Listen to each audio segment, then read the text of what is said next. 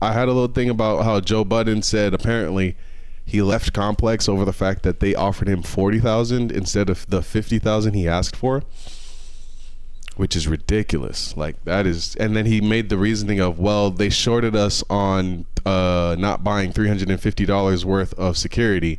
So then he said this to Ack, are you surprised that they would do that? And I'm like, you really just doubled down on that. Like, damn, the best show I've ever seen is not here over $10,000 a month. And I know you're valuable. I know this. I know your voice matters. I know it's for the creators. I know. I get it. But you have to give some credence to what Charlemagne told you, Joe. And what Charlemagne said was, Joe, you got to go to these corporations and you got to make deals. We cannot be islands. No man is an island. We cannot just be out here just doing things and rah by ourselves. It's great. It looks cool. But at the end of the day, the bottom line is helping people. And not just those who are particularly unfortunate, charity. No. Giving that helping hand to that next generation that's coming up. And the best way to do that, unfortunately, is with big bank. Is when you have some money, you get afforded some time to be able to just really look and do it.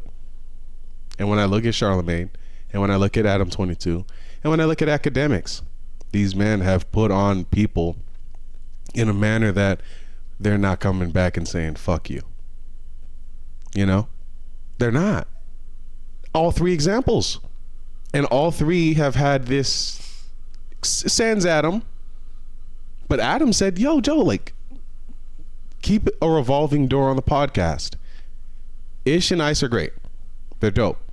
But if you open things up so that more perspectives can be open, you can open the idea of more shows. You don't have to necessarily have a store and be in front of people. I know you're an introvert, but you have a platform and you can utilize this better if you just keep more freshness in the formula. Joe says no. Joe has his Patreon. I don't subscribe to that. I don't subscribe to any Patreons. Many people do. It's a very lucrative way to get things done. It's you get money through it. But what you do miss through the Patreon route is that sort of exposure. You're putting your content behind a paywall. And I think the freemium model is always best. The freemium model is always best. Freemium, like Fortnite, like Clash of Clans, like Halo Infinite. Yeah, we'll get you in, but once you're in, then you could pay for some stuff if you want to. But if you don't want to, continue with the free stuff, and you won't miss a beat. You won't miss a beat. And why is that the best way to do it, in my opinion? Well, it's the way that the top dogs do it. You got many people who do it on a sub level below the top dogs, but I ain't gonna lie. If you did want to be a top dog, if you did want to be the father of podcasting, if you did want to be the leader of this cultural shift, I think you would have to make moves like the top dogs. Yes, you made a move that, and at the time I championed it. Yes, I championed the whole, okay, yeah, we're not going with Spotify.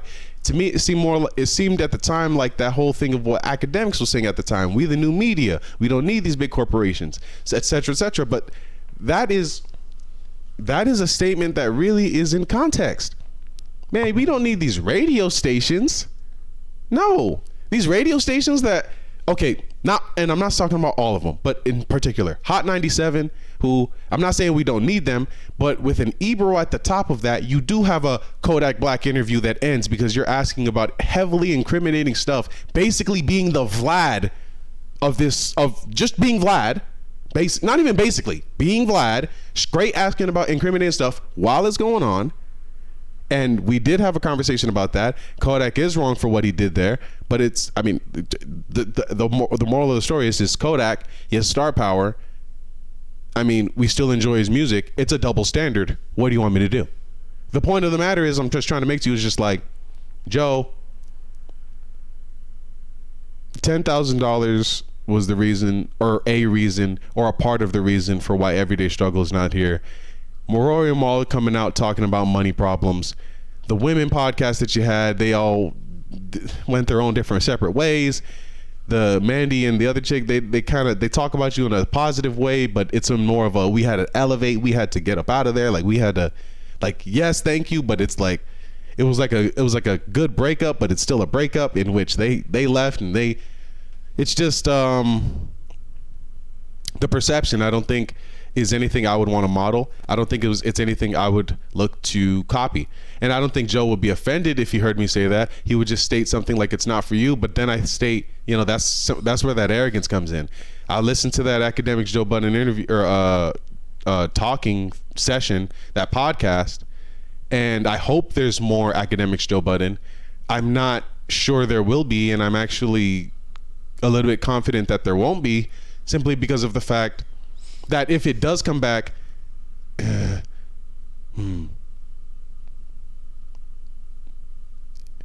it won't be the same as Everyday Struggle, in that I really do believe, man, I think Joe Budden has like a fundamental issue with the blow up. I think he has a fundamental issue with when things are going well. Charlemagne coined this, like literally, there's a famous clip of him talking about Everyday Struggle when it was coming out. This is 2018. Joe Budden has a knack of when things are going good, when the building's all going up and everything, he sets a match on fire, lights it, and walks away. I believe it. Yo, Chef Dizzy, my guy, thank you for the follow. We deep in this conversation, like mad passionate about this podcast stuff. What's good? Thank you for the follow. This guy's litty too. Hey, yo, Chef Dizzy, you be going to like live shows? You got a lot of energy in the chat. Man, he typing in all caps. Hey, what's up, Chef Dizzy? Dizzy, you know what I'm saying? What's good with you, G? Yeah, so what's up? But yeah, man, Joe Budden kind of messed it up with the Everyday Struggle, just off of just not willing to take a little sacrifice in order to make something big. Well, but I don't know. I mean, he did make something big though. Like he did make the big thing. He did have the blow up. He did. Like he did have something that was like historical, cultural. Yeah, exactly. All that. Like he compared to the Breakfast Club in 1 year, 6 months even. He has the accolades for a small time. He is, and like Ag said, he said he wanted the run. God damn it! And I think they really had it. But the enemy to that run, is something that I do believe is present in all hyper creatives. We, and I say we. I associate myself with this because I believe I have what Joe Budden also suffers from. It's this thing of, literally, I could go into so many examples of when I've just done the exact same thing. I've built something up. I see it right in front of me. It's going well. Other people are even enjoying it. People are liking it. And then I just say, fuck it. No, I'm done. Just tired of it. And there's this gut feeling of, at least for me, and I'm projecting at this point. I'm not saying Joe feels this way, so I'm not projecting. I'm just saying this is how I feel. And by the way, Chef Dizzy, we have 2.5K followers because I got follow-botted a bunch of years ago. And those follows stuck. So I got a bunch of organic followers. It's like 200 or so.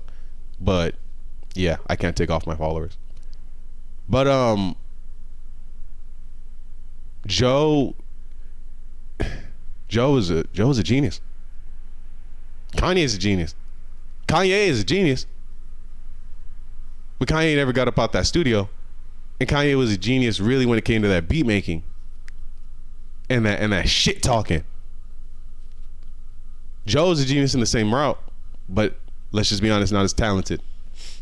In the sense of, yes, when you have the multi-talent, like yes, your rapping ability is very, very, very, very, very extremely high, but if your integrity is as high as that rap ability, you're not going to use the rap ability to get the bag. To use the rap ability to get the bag is selling out and making not Slaughterhouse. You're going to make Wiz Khalifa. You're going to go away. But hey, everybody has a choice. You have a choice. Wiz Khalifa, see me again. Wiz Khalifa out. He doing MMA. He got the big bag. He got the pop bag. He out. I mean, Black and Yellow and all these other different songs too, but like he's out. Like he said, I'm making anthems. That's what I'm doing. That's what Wiz Khalifa said. That's what he said. I mean, if you just look at his track record, that's what he does. He just makes. That's what he does. I'm making anthems. What in the fuck? See, when you say Kanye doesn't seem like he's all there, like that's true, because when you hear Kanye talk, he doesn't talk like a normal human being. He'll one word, and it's one thought, one train, and then he's into the next train, and that train, and that train, and that. And yeah, there's just this quality of destruction in a hyper creative. It's like right under your creativity. It's the idea to be, it's the mode of function to be able to throw your ideas away like this. Because you do have to do this necessarily at times. Sometimes you have bad ideas, but sometimes you have good ideas and you don't know how to deal with them. And there's pressure. There's literal pressure. M's are flowing at you.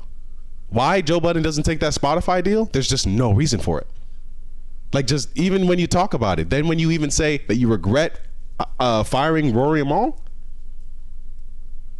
son, they would have been and never had said a word, and you probably could have used that company backing to further push those shows that you wanted once the money came. Deals. Negotiation. Hey guys, I got you the bag. Let's make a second show. Let's get something going. Look at Adam 22. Look at such and such. Look at such and such. Let's go. We got the bag. But now they went and took the same idea and they went and did it by themselves. Because you wanted to go and yell at them in front of their face, or in front of everybody's face, even though you had a contract to state that the niggas couldn't do nothing. So all you had to do was just shut the fuck up and just let the contract be the contract. And if they signed a bad contract, then just let it come out that they signed a bad contract. Yeah, they did. But I think the split was inevitable, right? Because just off the bad contract, like I'm sure they were planning on leaving after the contract was up. Well, I don't know what the terms of the contract was, if it even had a term limit. I believe they may have just made like an abandoned ship move. When looking at, hey, this contract says we don't get a percentage of this, or we get a small percentage or something or other. Or we get only paid off the podcast and none of the residuals that the podcast has its name on. Like, how you gonna say we don't get paid from the live show? Is one of their topics. Like, what the fuck? But then Joe was gonna say, oh, well, we had to pay such and such and such and such. Oh, who do you sound like? Label. And so, but the point is, if you don't sound like that, don't sound like that. Don't say it. But that's why you also should have, even during the Rory and Mal times, been revolving people around. Not just had Rory and Mal, like Adam 22. Maybe you might fall out with one guy. Don't let that one guy be the whole fall of the ship. Hakeem was a guy you saw in No Jumper all throughout 2015, 16, 17, whatever. He's the guy sitting right next to Adam 22 as a man runs up in that studio and puts a gun up to his face. He's the guy sitting right there. And after that moment, didn't want to have much to do with him. I could understand that. I mean, it wasn't directly after that moment, but it was around that time that he started to phase out. And I could totally understand that. Number one, you want to go do your own thing. But number two, nigga, this was mad dangerous and crazy. Like, what the hell just happened here? But it's like, people grow. But now that you don't see Hakeem, you think, well, No Jumper was just gonna have this big old like, imagine, like, if it was just Hakeem, like, yeah, Duke is doing his thing. He just interviewed Eat. Hakeem from No Jumper, and I shouldn't call him that. He's got his own platform now, and I really should be putting respect on that brother's name, but I just don't know the platform's name. I'm in the moment. Sorry, but I'm just saying, Hakeem, formerly of No Jumper, Duke, you interviewed Eat recently. Big ups to him. He's Okay. and he's interviewed few of these, like, in that lane of rappers of just, like, you know, this clout popping, Instagram-ish, you know, just mumble whatever, South, Style rap. West, South, East, South, everybody copying Atlanta type shit. The point, so you say what? Style rap. Style rap. Yeah, cool rap. Bubblegum. Yeah, so I made that noise. yeah, pause on that noise. Yeah, my bad. My bad. Definitely pause on that noise. I didn't mean to make that little, like, hoarse noise. I sound like I was munching on something, like, you know what I'm saying? Did it again. I did it again, nigga. I don't give a fuck. I actually don't care.